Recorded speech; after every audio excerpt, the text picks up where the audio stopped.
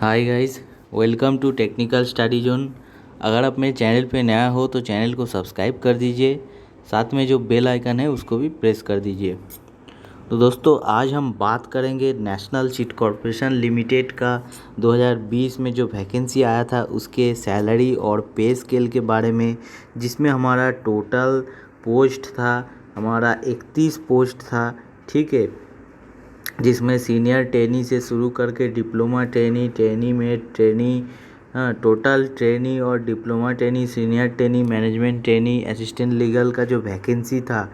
ठीक है, टोटल आपका जो है 31 पोस्ट था। तो उसके लिए जो आपका एग्ज़ाम हुआ था उसका रिजल्ट भी कुछ कुछ पोस्ट का आ गया है, कुछ कुछ पोस्ट का नहीं आया है। तो आने ही वाला है बहुत ही जल्द। तो उसके पहले आपको जानना चाहिए कि NSCL में आपको कितना सैलरी मिलेगा। अगर आप ट्रेनी हिसाब से ज्वाइन करते हो तो आपको कितना सैलरी मिलेगा। तो देखिए, चलिए देखते हैं NSCL का पहले पे स्केल कितना रहता है। तो देख सकते हैं यहाँ पे आपको टोटल पोस्ट का पे स्केल मिल जाएगा। मैनेजमेंट ट्रेनी का पे स्केल जो है आपका 40,000 से 1,40,000। उसके बाद जो है आपका सीनियर ट्रेनी, डिप्लोमा ट्रेनी का जो आपका पे स्केल है 22,000 से 77,000। उसके बाद है आपका ट्रेनी का पे स्केल आपका हो जाएगा 17,000 से 60,000। उसके बाद जो है आपका जो है ट्रेनी मेट का पे स्केल जो है आपका 16,500 से 56,000। तो किस पोस्ट में कितना सैलरी मिलेगा, तो ट्रेनिंग पीरियड में, तो उसका भी आपको यहाँ पे दिया गया था। यहाँ पे देख सकते हैं आप लोग, यहाँ जो है आपको टोटल अप्रॉक्सीमेट मंथली स्टाइपेंड कितना मिलेगा आपको यहाँ पे दिया गया था। तो देख सकते हैं असिस्टेंट लीगल का मंथली पे स्केल जो है 22,000 से 77,000। ठीक है, और ये टोटल पोस्ट का मैं पे स्केल आपको दिखा दिए। ठीक है, तो बेसिक पे जो होता है, बेसिक मतलब आपका जो 22,000 से 77,000 जो होता है, शुरू वाला जो आपका होता है 22,000, वही वाला हो जाता है आपका बेसिक पे। उसके बाद जो है डीए क्या होता है, बेसिक पे के साथ प्लस होता है। तो बेसिक पे जैसे 22,000 का 18.7%। तो डीए जो है आपका 1/6/2020 के अनुसार जो डीए था 18.7%। तो डीए अभी तक शायद नहीं बढ़ा है कोरोना के चलते। तो इसीलिए सेंट्रल में जैसे डीए बढ़ता है तो उसके बाद जो है PSU में डीए बढ़ता है। ठीक है, सेंट्रल में डीए बढ़ने के बाद बढ़ता है। सेंट्रल में अगर डीए नहीं बढ़ता है तो PSU में नहीं बढ़ता है। और जो है PSU में क्वार्टरली आपको डीए मिलता है, सेंट्रल से थोड़ा सा ज़्यादा ही मिलता है। ठीक है, क्योंकि सेंट्रल में अभी 17% डीए चल रहा है, लेकिन PSU में अभी जो है 18.7% जो है आपका डीए चल रहा है। तो 22,000 का 18.7% जो होता है आपका 4,114 रुपये। और पार्क्स जो होता है 25% ऑफ बेसिक पे। आपका जैसे 22,000 बेसिक पे, 22,000 का 25% जो होता है 5,500, ये हो जाता है आपका पार्क। तो 22,000 उसके साथ 4,114, उसके बाद 5,000, टोटल मिल के जितना होता है वो होता है असिस्टेंट लीगल का स्टाइपेंड। असिस्टेंट लीगल ज्वाइन करता है एज ए परमानेंट हिसाब से। ठीक है, इसीलिए उसको टोटल जो है सब बेनिफिट मिल जाता है। उसके बाद जो है मैनेजमेंट ट्रेनी ये सब को जो है मिलता है स्टाइपेंड के हिसाब से।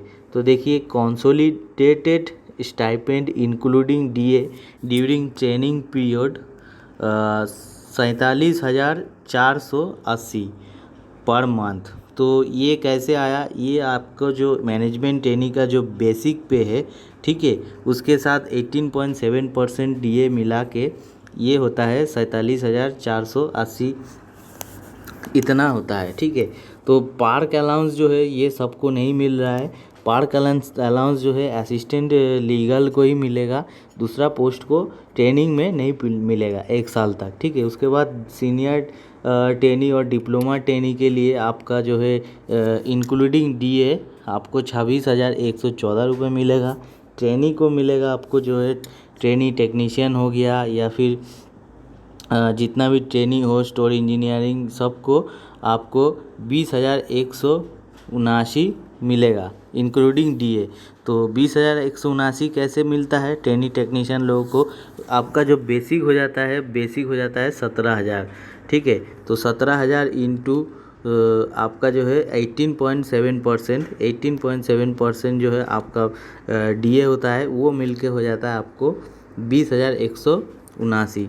उसके बाद जो है ट्रेनीमेट एग्रीकल्चर का जो मंथली स्टाइपेंड हो जाता है 19,586। तो ये तो हो गया मंथली स्टाइपेंड। इसके बाद हम लोग जानेंगे कि आफ्टर 1 ईयर जब आपका ट्रेनिंग कंप्लीट हो जाएगा तब आपको कितना मिलेगा, ठीक है। तो वो भी दिखा रहा है। तो पहले देखिए आपका जो है पहले ट्रेनिंग पीरियड में सिर्फ डीए और बेसिक पे मिलेगा, दूसरा कुछ नहीं मिलेगा, ठीक है। तो इसमें से क्या होता है, इसमें से फिर आपका एचआरए बहुत माने मैक्सिमम पोस्ट को नहीं मिलता है एचआरए, ठीक है। आपको रूम मिल जाता है इसीलिए एचआरए नहीं मिलता है। तो आपको जो है बेसिक और डीए मिलेगा, और बेसिक और डीए जो होता है इससे ऊपर भी आपको लगभग 10 to 12% आपका जो है पीएफ कट जाता है, ठीक है। तो पीएफ आपको लगभग 10 to 12% कट जाएगा, ठीक है। 20,000 से 10 to 12% पीएफ भी आपको कट जाएगा, तो लगभग 18,000 समथिंग आपको जो है स्टाइपेंड आएगा मंथली। उसके बाद जो है आपको और क्या क्या कटेगा, जैसे आप क्वार्टर ले लिया तो क्वार्टर का इलेक्ट्रिक चार्ज कटेगा। उसके बाद जो है आपका क्वार्टर का मेंटेनेंस चार्ज कुछ होता है लगभग 100-200 रुपये, वो कट जाएगा, ठीक है। तो ऐसे करके टोटल काट के आपको लगभग 18,000 ऐसे समथिंग कुछ मिलेगा, ठीक है। ट्रेनी टेक्नीशियन जो लोग हैं वो लोग के बारे में बोल रहा हूँ। और दूसरा पोस्ट के लिए जो है वो लोग का भी ऐसे 10 to 12% आपका जो बेसिक जो टोटल आपका जो स्टाइपेंड देख रहा है इसमें 10 to 12% जो है आपको पैसा काट जाएगा पीएफ में, ठीक है। तो जितना पैसा आपके अकाउंट से काटेगा उतना पैसा कंपनी भी देगा, लेकिन जो है आपको पहले पीएफ अकाउंट शुरू में काटने लगेगा, लेकिन पीएफ का कुछ डिटेल्स आपको नहीं मिलेगा, आपको 1 साल बाद ट्रेनिंग के बाद ही सब कुछ मिल जाएगा, ठीक है। उसके बाद देखते हैं कि आफ्टर ट्रेनिंग 1 साल के बाद कितना मिल। तो यहाँ पे देख सकते हैं ये एनएससीएल का ये ऑफिशियल जो है ये नोटिस है। नोटिस मतलब ये एनएससीएल का ऑफिशियल जो है आपका ज्वाइनिंग लेटर है। तो वहाँ से एक फ़ोटो उठा के यहाँ पे जो है आपको दिखा रहा हूँ। जो है यहाँ पे देख रहा है on successful completion of training subject to vacancy position you will be eligible for consideration for absorption as technician machine man grade 4 in scale पे 17,000 से 60,000 ऑन द इनिशियल बेसिक पे 17,000 per month. Total emoluments at present rate of DA and other allowance will be as under। तो यहाँ पे देख सकते हैं आपका पिछला साल का रिक्रूटमेंट का जो है ये है। तो इसमें आपको कितना कितना मिल रहा था 1 साल, मतलब आपका 1 साल जो ट्रेनिंग पीरियड है 1 साल कंप्लीट हो जाने के बाद आपको 1 साल बाद एब्जॉर्बेशन हो जाने के बाद आपको टोटल कितना मिल रहा था 1 साल पहले का, ठीक है। 1 साल पहले डीए जो है कम था। तो बेसिक जो है बेसिक अभी भी सेम है, बेसिक पिछले साल जो था इस साल भी सेम है। बेसिक जो है आपका बेसिक है 17,000। उसके बाद डीए जो है उस टाइम जो 10% था, लेकिन इस अभी जो है 18.7% डीए चल रहा है। तो 17,000 प्लस 18.7% डीए मिला के 21,000 कुछ हो रहा है जो आपको ऑफिशियल दिया हुआ है। उसके साथ जो है आपका पार्क अलाउंस 25%, ये जो है आपका बेसिक के ऊपर मिलता है 25%। बेसिक तो आपका सेम है 17,000, तो 17,000 का 25% 4,250। तो उस टाइम जो है आपको 1 साल पहले का बोल रहा है, तो उस टाइम जो है आपको एब्जॉर्ब होने के बाद 22,950 मिल रहा था। इसके ऊपर आपको 10 to 12% कट जाने के बाद आपको लगभग 20-21 हज़ार आपको हाथ में रहता था, ठीक है। जो पीएफ होता है ना वो 2,000 जैसा आपको आपके अकाउंट से 2,000 काटता है, तो कंपनी भी 2,000 देता है। तो 4,000 करके महीने में आपको पीएफ में जमा होता है, ठीक है। तो आपका फ्यूचर के लिए जमा होता है।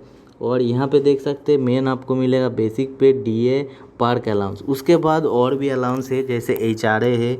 एचआरए आपको जैसे क्वार्टर मिल गया तो नहीं मिलेगा, तो देख सकते हैं यहाँ पे लिखा है beside the above house rent allowance is payable as per rules of corporation depending upon the place of posting, performance related pay will be paid. तो यहाँ पे देख सकते हैं परफॉर्मेंस रिलेटेड पे भी देता है। Performance related pay will be paid as per applicable to good rating. अगर आपका गुड रेटिंग होता है तो आपको परफॉर्मेंस रिलेटेड पे मिलता है, accept in cases where the performance during the training period has adversely commented upon communicated by SGM HR। HR जो होता है आपका वो SGM मैनेजमेंट ट्रेनिंग, वो आपको फीडबैक देगा। अगर वो देता है फीडबैक कि आपका परफॉर्मेंस गुड है तो आपको जो है परफॉर्मेंस अलाउंस मिलता है, ठीक है। The amount DA will be revised after release of quarterly DA effective from April, July, October and January. तो क्वार्टरली आपका जो डीए होता है क्वार्टरली आपको इफेक्टिव होता है अप्रैल, जुलाई, अक्टूबर, जनवरी में, ठीक है, ऑफ एवरी ईयर, ठीक है। हर साल अप्रैल, जुलाई, अक्टूबर, जनवरी ये सब में जो है आपका डीए क्वार्टरली आपका रिलीज़ होता है, ठीक है। डीए जैसे सेंट्रल गवर्नमेंट में आपका अनाउंसमेंट हो जाता है तो डीए बढ़ जाता है, पीएसयू में भी ऐसे डीए बढ़ जाता है, ठीक है। उसके बाद देख सकते हैं आपको यहाँ लिखा है after successful completion of training period you will be posted any unit of corporation, that is corporate office, regional office, area office, firm, depending upon vacancy position and requirement of the organization। तो बोल रहा है कि training के बाद आपको दूसरा कहीं भी पोस्टिंग मिल सकता है। ऐसा नहीं कि ट्रेनिंग के बाद आपको वही जिस जगह आपको ट्रेनिंग मिला है उसी जगह आपको पोस्टिंग मिले, दूसरा कहीं भी आपको पोस्टिंग मिल सकता है। तो देख सकते हैं ये है टोटल आपको सैलरी मिलेगा आफ्टर ट्रेनिंग के बाद। तो जो भी पोस्ट के लिए हो वो लोग देख लीजिएगा कि आपको जो है अलाउंस क्या क्या मिलेगा। आपको बेसिक पे है, बेसिक के साथ आपका डीए है, अभी का जो डीए चल रहा है 18.7%। उसके बाद 25% ऑफ पार्क, आपको बेसिक पे का 25% मिला के जितना होगा उतना आपका सैलरी मिलेगा। उसके बाद आपका जो है पीएफ कटेगा, इलेक्ट्रिसिटी बिल वो सब तो आपका है, वो सब कट जाएगा। कटने के बाद जो मेन सैलरी हाथ में आएगा वही आपका सैलरी है। उसके बाद परफॉर्मेंस रिलेटेड आपका सैलरी भी मिल सकता है। तो हर पोस्ट के लिए देख लीजिएगा आप लोग। बहुत सारा रिक्वेस्ट आया था, कमेंट्स आया था कि सर सैलरी कितना होता है एनएससीएल में ज्वाइनिंग करने के बाद। तो आप खुद ही आप अपना देख लीजिएगा, आपका बेसिक पे और डीए और जो है पार्क अलाउंस मिला के देख लीजिएगा, ठीक है। और एचआरए के बारे में अगर बताया जाए तो एचआरए जो है आपका जो है XYZ सिटी हिसाब से 8%, 16%, 24% ऐसे करके एचआरए मिलता है। तो सिटी के हिसाब से वो मिलता है, ठीक है। तो आप जिस सिटी में आपको पोस्टिंग मिलेगा उस सिटी के हिसाब से एचआरए मिलेगा। अगर आपका वहाँ पे क्वार्टर मिल जाता है, क्वार्टर खाली रहता है तो आपको एचआरए जो है नहीं मिलेगा। और जितना दिन तक आपको क्वार्टर नहीं मिलता उतना दिन तक आपको जो है एचआरए मिल जाएगा। तो ये है एनएससीएल का फुल डिटेल्स, आपको सैलरी। और अगर आप जानना चाहते हैं कि एनएससीएल का रूल्स एंड रेगुलेशन क्या होता है आफ्टर ज्वाइनिंग के बाद, ट्रेनिंग पीरियड में क्या क्या रूल्स एंड रेगुलेशन रहता है, ट्रेनिंग के बाद क्या क्या रूल्स एंड रेगुलेशन रहता है, ट्रेनिंग में क्या किया जा सकता है क्या नहीं किया जा सकता है, टोटल अगर आपको जानकारी चाहिए तो हम आपको जो है टोटल जो है ज्वाइनिंग लेटर का फुल जो है डिटेल्स आप लोगों के साथ शेयर कर दूंगा। और वहाँ पे आप लोग को टोटल वीडियो बना के दिखाऊंगा कि कहाँ क्या क्या आपको जो है टर्म्स एंड कंडीशन है, क्या क्या है नहीं है, ठीक है, क्या आपको अच्छा है क्या ख़राब है, सब टोटल आपको दिखा दूंगा। तो अगर आपको वीडियो अच्छा लगे तो लाइक कर दीजिए, शेयर कर दीजिए और ज़रूर कमेंट्स कीजिए कि आप लोग देखना चाहते हैं कि ज्वाइनिंग लेटर में कैसा कैसा आपको दिया जाता है रूल्स एंड रेगुलेशन। वो अगर आप देखना चाहते हैं तो हम आप लोगों के साथ शेयर करने के लिए राजी हूँ, वीडियो बना दूंगा उसके लिए अलग से, ठीक है। तो चलिए दोस्तों आज के लिए इतना ही। अगर आपको वीडियो अच्छा लगे तो एक लाइक ज़रूर कर दीजिए।